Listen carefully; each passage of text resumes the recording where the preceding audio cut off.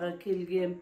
63 жылы Мәлік Сүлейменов деген жігітпен тұрмыс құрдым. Сонан Құдайдың бергені 10 бала тәрбиеледім. Соның бер жанда шүкір, ұл ұяға, қыз қияға қонды, бәрі өз жайлы болды. Қазір 70-тен астым. Сонда да мен әлі осы шешемнің киттай кезімде үйреткен нәрселерін ойымнан шығармай, мына кейінгі жастарға үлгі насихат қылып үйретіп жатырмын. Әлі 70-тің үстінен шықсам да қарап отырғым келмейді, бірдеңені шұқып отырғым келеді. Соң кейінгі ұрпаққа өнеге болсын әлі деп. Енді мына өзімнің істеген заттарымды көрсететін болсам, мына көрпеше, мейіз көрпеше деген болады бұны. Осыны жаймен отырып машинамен құрайым. Мынау 8 жапырақ көрпеше деген болады. Мынау бұны құрайым. Сосын мынау қарашүйді ұстадым, қарашүйім болды 20-30-40 жыл ұстадым қарашүйді. 10 жыл жарысқа апарып жүрдім жер-жерге. Сол қарашүйдің уығына тағатын аяқ бау дейді біздің қазақша. Сәндікке оққа тағат бұны. Оны да істеп отырам. Мына өзімше тігетін кесте. Енді қарап отырғым келмейді. Үйде отырғанда жаңағы өн бойына киіз тоқып, кілем тоқып отырғанша мынандай тоқиым. Мына жіптерден әртүрлі. Бұл табақтың астына пайдаланады. Шай құйған келіншек пәрнегінің астына, құманның астына қояды.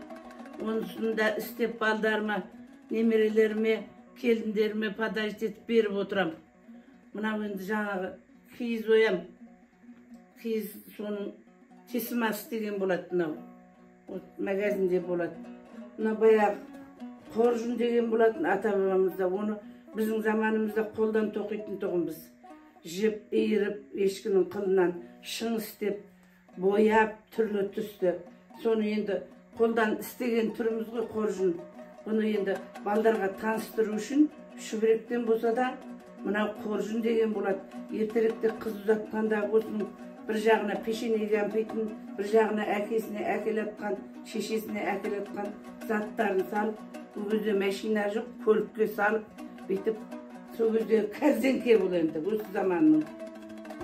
Сон, мынау бір түрлі көрпеше, ойшақтап, жас келіннің астына әшекейлеген, мынау жаңағы кішкентай балдар отыратын орындықтарға, мынау болса, оң терісті екі қабат қылып есеміз бұны.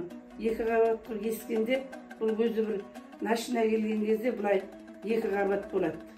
Сол кезде бұны ана ою киіздің жиегіне бүйтіп таңдайлап, бүйтіп отырып, тігіп, жиек дейді бұны. Оң теріс қылып өріп, ойған киіздің жиегіне тағады. Бұрын бұзауға ноқта істейтін тұғымыз бұдан. Мына біреуді жаңа балам атқа мінет, аты сұлу айбат болғасын, көз тір тимесін деп түйме қадап, мойшақ қадап, аттың мойнына тағат бұны. Бұл да бір ненің түрі. Мынау енді кілем тоқитын тарағым өзімнің туу үлкен әжемнен қалған. Осын тастамай әкемнің басында сақтап, анда-санда ана кілем тоқим, немерелеріме көрсетем, көрем деген, үйренем деген адам болса қарсылығым жоқ. Бәріне көрсетем, үйретем, енді мен кілемімді тоқиым.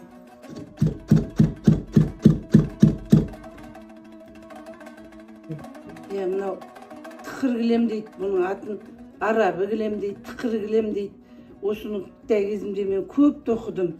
Қазір енді 77-ге кесемде ойымда әлі тұр сайрап. Ұмытпайым.